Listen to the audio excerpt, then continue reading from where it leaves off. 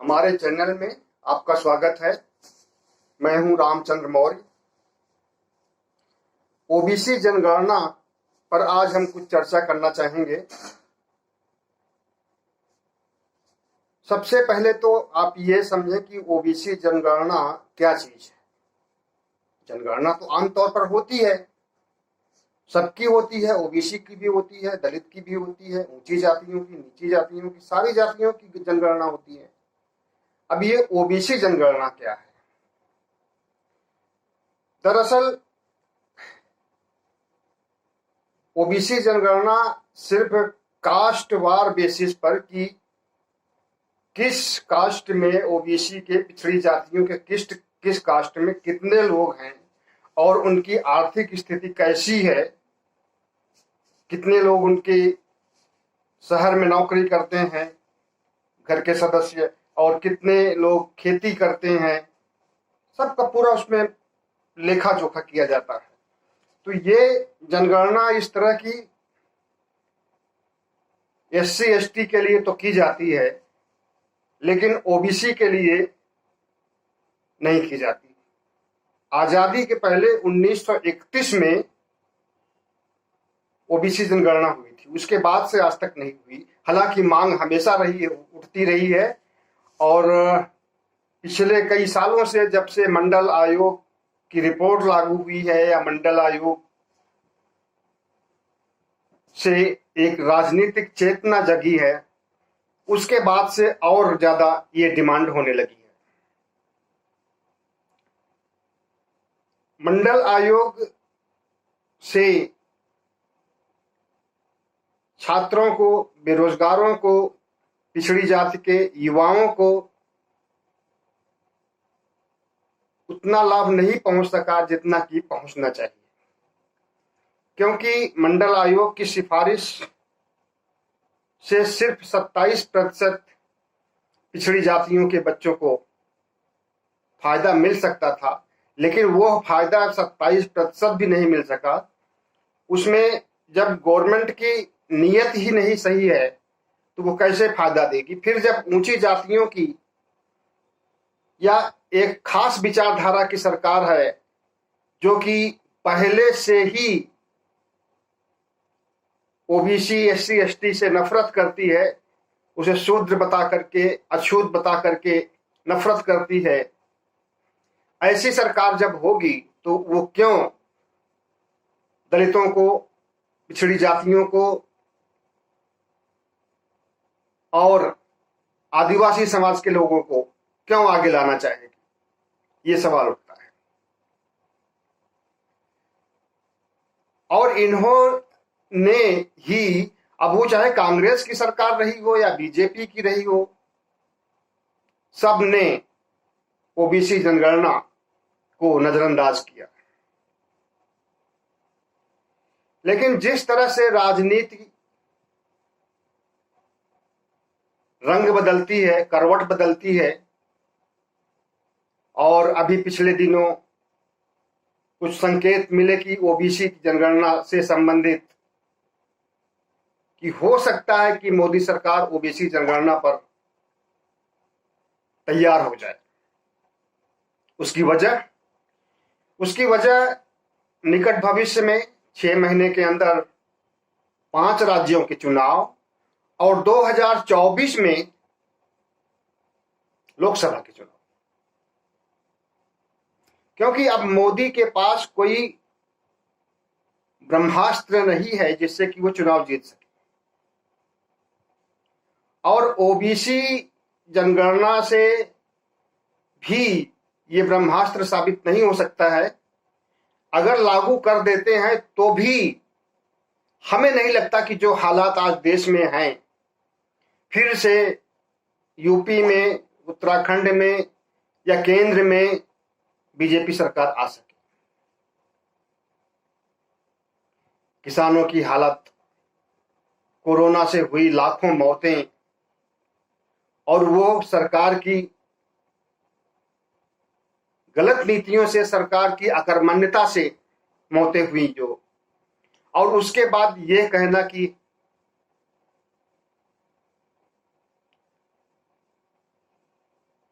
Oxygen की कमी से या दवाओं की कमी से कोई भी मौत नहीं हुई है। जले पर नमक छिड़कने जैसा है।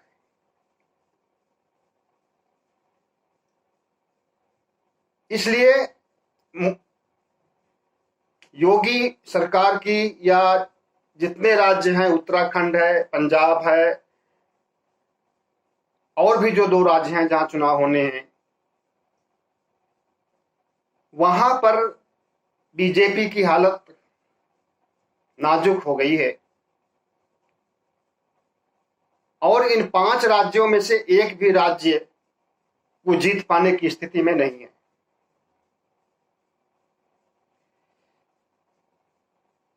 इसलिए जो है सातिर बुद्धि अमित शाह की और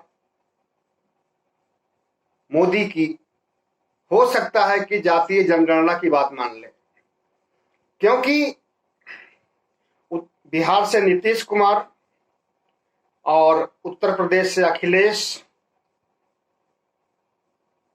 और उनके पिताजी मुलायम सिंह यादव, बाकी लगभग सारी पार्टियों, विपक्षी पार्टियों के प्रमुख इस मांग को लेकर के हाजिर हुए हैं कि ओबीसी जनगणना होनी चाहिए। उसमें मायावती भी हैं और कांग्रेस की सरकार जहां चल रही है, छत्तीसगढ़, पंजाब, वहां से भी आवाज उठ रही है। तो ऐसे में अगर दूसरे किसान आंदोलन से मोदी सरकार, योगी सरकार की हालत बहुत खस्ता हो गई है, तो अब यही एक चारा बचता है ओबीसी का वोट पाने के लिए और पिछली बार जैसी स्थिति उत्तर प्रदेश में पैदा करने के लिए।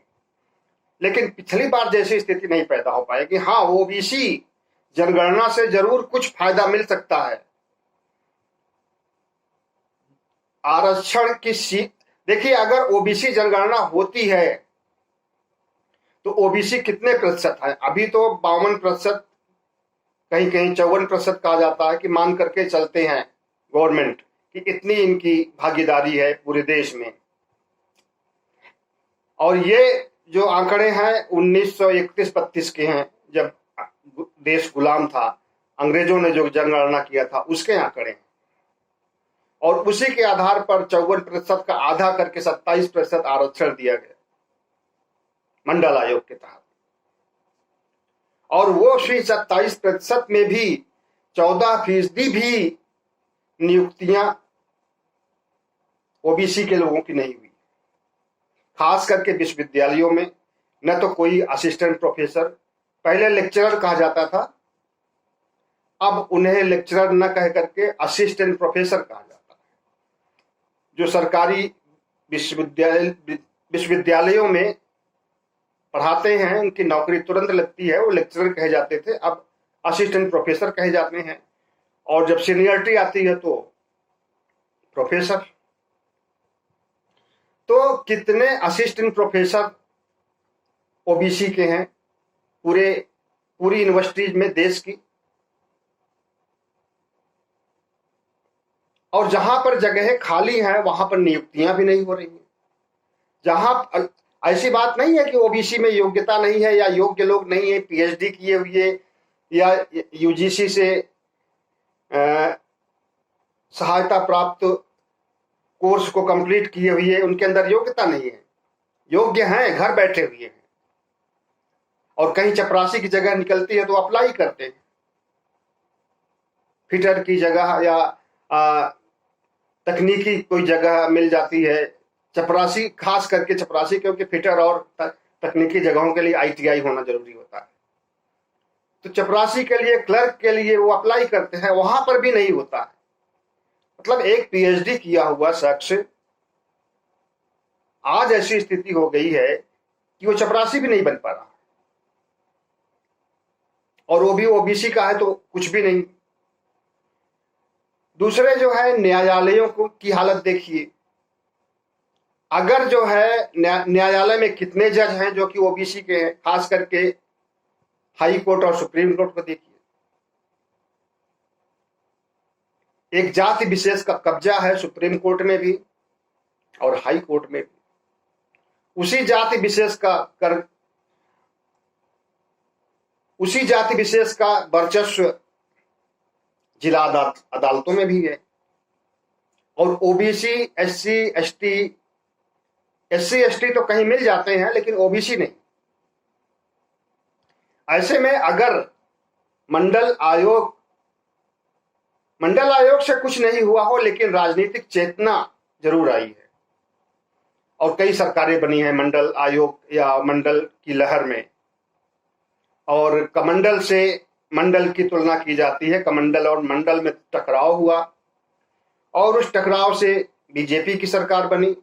आज फिर मंडल और कमंडल में टकराव हो रहा है और उसमें मंडल जीतता हुआ दिखाई दे रहा है, क्योंकि जो राम मंदिर का चक्कर था वो तो कोर्ट ने सॉल्व कर दिया और उसको अब गड़े हुए मुर्दे को उखाड़ करके फिर से लाना संभव नहीं है बीजेपी के लिए।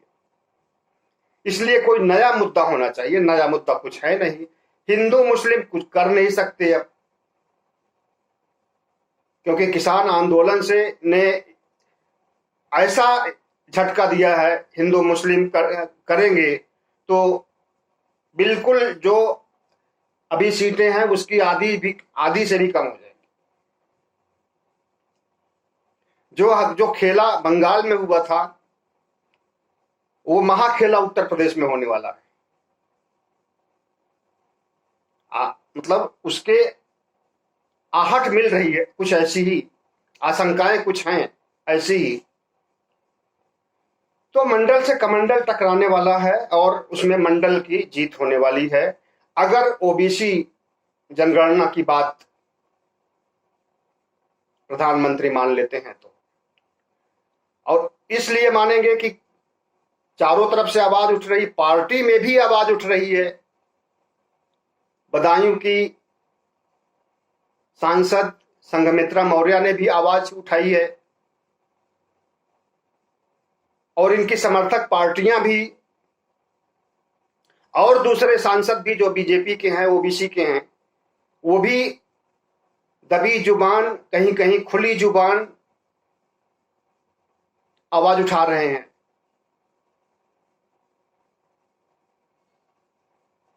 तीसरी बात यह कि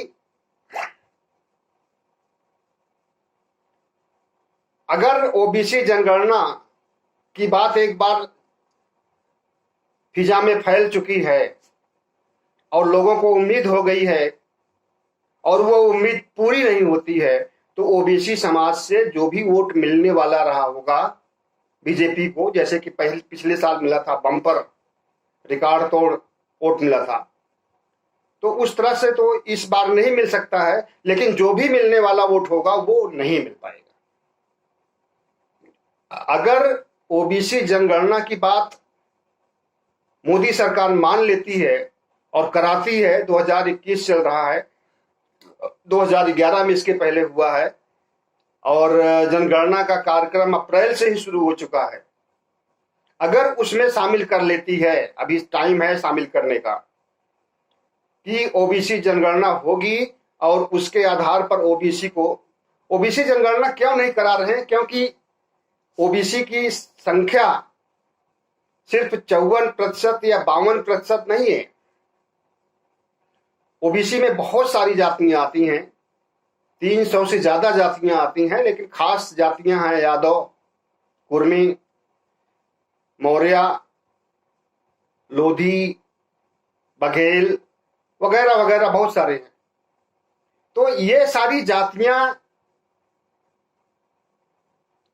अगर इनकी जनगणना की जाए तो ये 60% से भी ज्यादा जाएंगे। और अगर 60% से ज्यादा होंगी ये जातियां तो उन्हें संविधान में परिवर्तन करके इनको 60% देना पड़ेगा। अभी तो है संविधान में कि 50% से ज्यादा नहीं दे सकते हैं, और इसीलिए 27, 22, 23 करके जो है फरमाया गया है लोगों को। लेकिन अगर ओबीसी जनगणना होती है और ओबीसी की जातियां, पिछड़ी जातियां, अति पिछड़ी जातियां 60% से अधिक होती हैं या इसके आसपास होती हैं, तो उनको जितने प्रतिशत भागीदारी है उतनी ही प्रतिशत उनको देनी पड़ेगी, और वो देना नहीं चाहती है, क्योंकि उसको देने से फिर ऊंची जातियां नाराज हो जाएंगी और उनका वर्चस्व खत्म होने का खतरा रहेगा।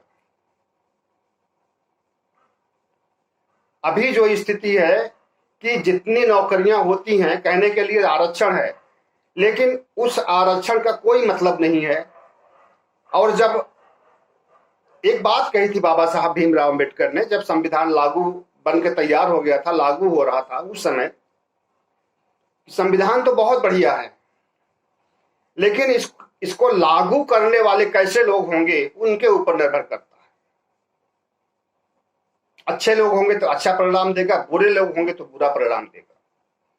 दुर्भाग्य से वही स्थिति है कि बुरे लोग आ गए हैं शासन में और सब कुछ बुरा ही हो रहा है। यहां की तक कि देश को भी बेचने का काम किया जा रहा है। साथ में अनगिनत महामारियां, अभी तक तो कोरोना ही था, पता नहीं किस किस तरह के बुखार और उसकी सहायक बीमारी आ गई है, और अभी तीसरी लहर का खतरा बना ही हुआ है। तो हमारा कहने का मतलब यह है कि अगर सरकार ओबीसी जनगणना करवाती है, असल में सरकार ऐसी जगह खड़ी है जहां इस तरफ कुआं है, इस तरफ खाई है। अगर ओबीसी जनगणना नहीं होती है तो ओबीसी के वोट नहीं मिलेंगे, क्योंकि ओबीसी के अंदर अब चेतना आ गई है उनका अधिकार छीनने के लिए। और अगर ओबीसी की बात मान ली जाती है और ओबीसी जनगणना की जाती है और जितनी उनकी संख्या है उतनी उनकी भागीदारी होती है, तब तो उच्च वर्ग के लोग तथा कथित सवर्ण लोग रसातल में चले जाएंगे। अगर 60% भी ओबीसी की जनसंख्या होती है, तब भी एससी एसटी को मिलाकर के 80 से ज्यादा हो जाएंगे। और अगर 80% पर आरक्षण हो गया तो बचा 20%। 20% में ब्राह्मण, क्षत्रिय, वैश्य सब आएंगे। उसे वैश्यों में भी कई जातियां ऐसी हैं जो कि ओबीसी में आती हैं। सीताराम केसरी का नाम सुना होगा आपने, जो कि कांग्रेस के बहुत बड़े नेता थे, वैश्य थे वो, लेकिन ओबीसी में थे। तो ऐसी स्थिति में सरकार है कि आगे कुआं पीछे खाई। अगर वो ओबीसी आरक्षण और ओबीसी जनगणना को स्वीकार कर लेती है तो निश्चित रूप से ओबीसी को फायदा होगा, और नहीं स्वीकार करती है तो उनको तो फायदा जन्म जन्मांतर से मिल ही रहा है, आजादी के पहले से और अब तक मिल ही रहा है।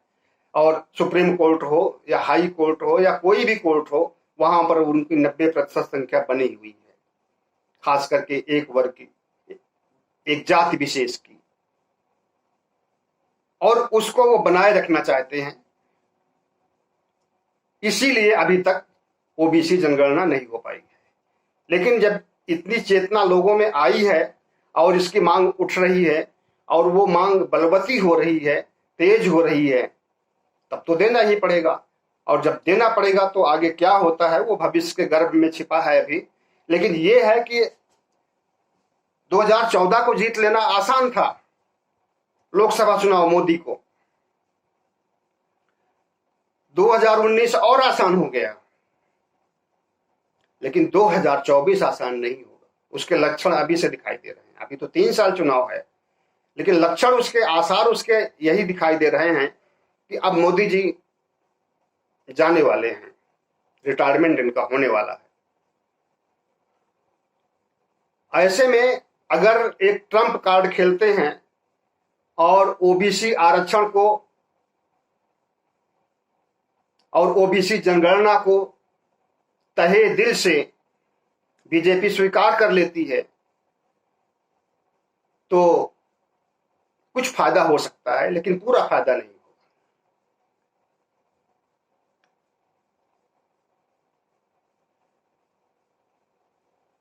बहुत बहुत धन्यवाद। अगर वीडियो में कुछ दम हो तो जरूर शेयर कीजिएगा, लाइक कीजिएगा और सब्सक्राइब कीजिएगा। बहुत बहुत धन्यवाद।